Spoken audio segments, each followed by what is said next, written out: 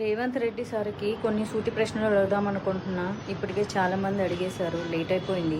నేను కొంచెం బిజీగా ఉండడం వల్ల అడగలేకపోయినాను అనమాట.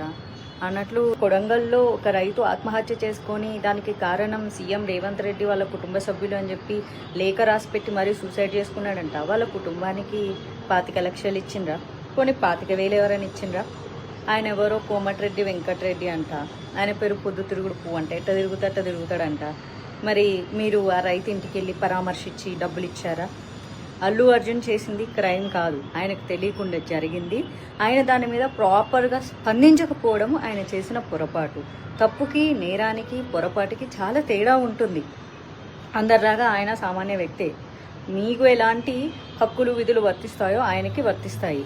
జరిగిన చిన్న పొరపాటుకి సినిమా ఇండస్ట్రీ మీద ఉక్కుపాదం మోపాలి. సినిమా ఇండస్ట్రీని రేవంత్ రెడ్డి కాళ్ళ కింద పెట్టుకోవాలి. జగన్ సినిమా వాళ్ళందరినీ పిలిపించి పోజులు కొట్టి దండం పెట్టించుకున్నట్లు మనం సీఎం అయిన తర్వాత మనం ఎందుకు పెట్టించుకోకూడదు అని. రేవంత్ రెడ్డి గారు, మీ ప్రయాణం అంతా చాలా బాగుంది, అందుకే కష్టపడి ఈ రోజు వరకు సీఎం అయ్యారు. జీవితంలో చాలా చాలా ఎన్నో సాధించారు. మరి ఎందుకు ఇప్పుడు ఇంత గలీజ్గా బిహేవ్ చేస్తున్నారు? గురుకుల పాఠశాలల్లో చాలామంది విద్యార్థులు చనిపోయారు. ఏనాడన్నా మాట్లాడిన పాపాన పోలేదు.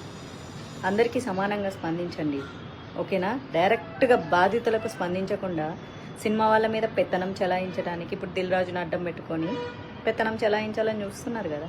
ఏం చేస్తారు? సినిమా వాళ్ళ బతుకులు వచ్చి మీ కాలు మొక్కుతారు.